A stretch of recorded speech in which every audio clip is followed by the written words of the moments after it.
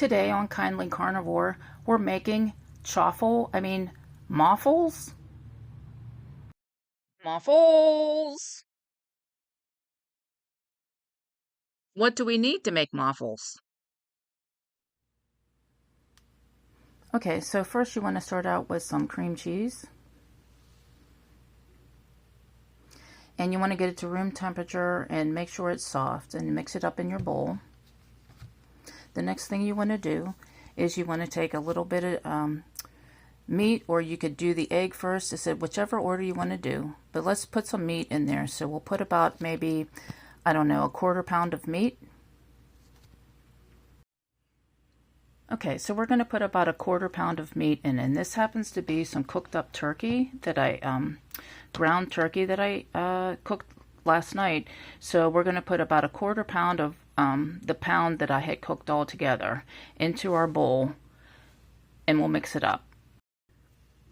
Okay, so then the next thing we want to do is we want to take an egg, and we want to mix it in with our ground meat, whatever meat you like, and some cream cheese.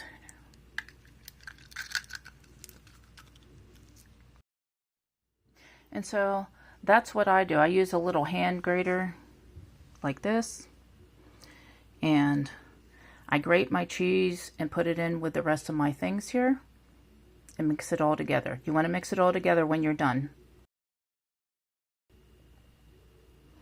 Okay, so when you grated up the cheese, it looks like that. And again, like I say, you want to mix it really well, incorporate it into the rest of your recipe here. And then we'll get the waffle maker ready, and we'll plug it in, and I'll be back in a minute. All right, folks, so here we are.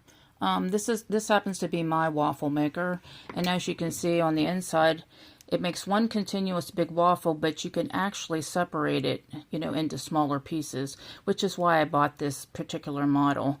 But you can use whatever waffle maker you want to make. You just put the exact, a good daub of it in the middle of the waffle iron, and then set the lid and wait for the timer.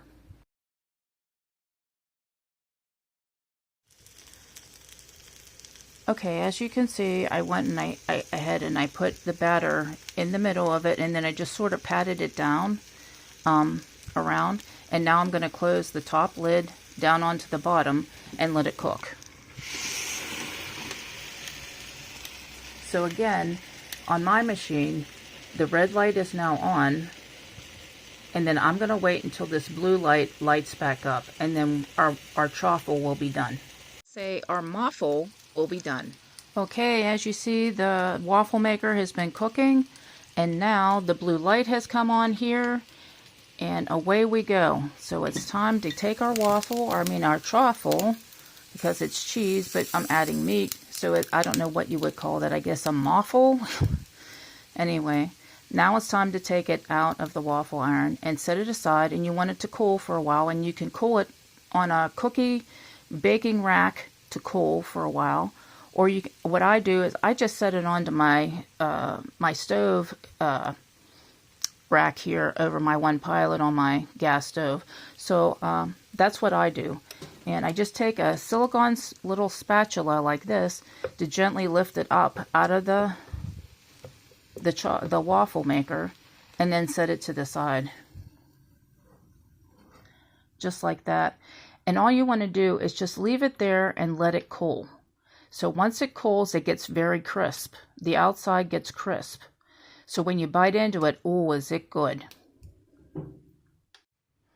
Okay, so now that we've let our chaffle muffle get crispy, we transfer it, and then we can cut it into 4 pieces, like I said. In case, in the case of my waffle maker, it has like 4 wells to it. So it makes it just a little bit easier. And each one of these pieces you could use as just like maybe a bun, and maybe put something else to it, like, a burger or some bacon, or even a slice of egg would be good. But whatever you choose, this is how easy it is, and you make that and cut it into pieces, and then you have some. Once you've cut your pieces, serve and enjoy.